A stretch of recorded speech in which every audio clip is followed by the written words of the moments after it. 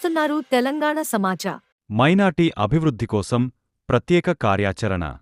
ప్రభుత్వం అందిస్తున్న సదుపాయాలు సద్వినియోగం చేసుకోవాలి. రమజాన్ చాలా గొప్ప పండుగ. ముస్లిం సోదరులకు అడ్వాన్స్ రమజాన్ పండుగ శుభాకాంక్షలు.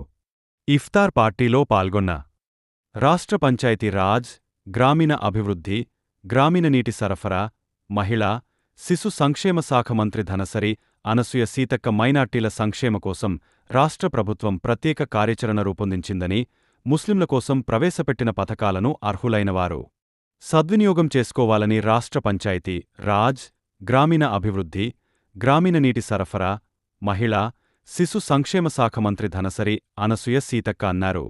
రంజాన్ పండుగను పురస్కరించుకుని రాష్ట్ర ప్రభుత్వం లీలా గార్డెన్లో ఏర్పాటు చేసిన విందు కార్యక్రమంలో మంత్రితో పాటు జిల్లా collector Divakara TS, SP Sabarish పాల్గొన్నారు.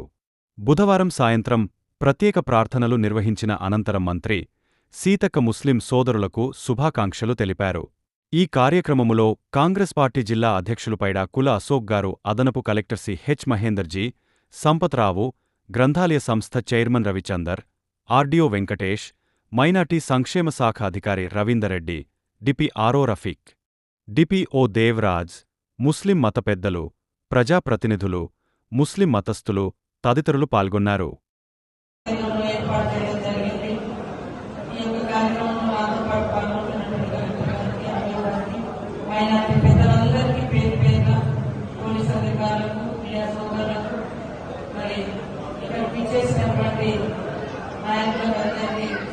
శుభాకాంక్షలు. మైనార్టీల అభివృద్ధికి కాంగ్రెస్ ప్రభుత్వం కట్టుబడింది.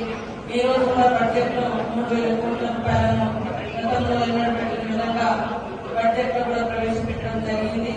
అదేవిధంగా మైనార్టీ యువత విద్యార్థులు చదువుకోవడం కోసం 500 మందికి విదేశీ విద్యను కూడా అందించడం కోసం మొన్ననే స్కాలర్షిప్, ఓవర్సీస్ స్కాలర్షిప్ అని 20 లక్షల పథకాన్ని కూడా 500 మంది మైనార్టీ విద్యార్థులకు అత్యధికంగా ఇవ్వడం జరిగింది.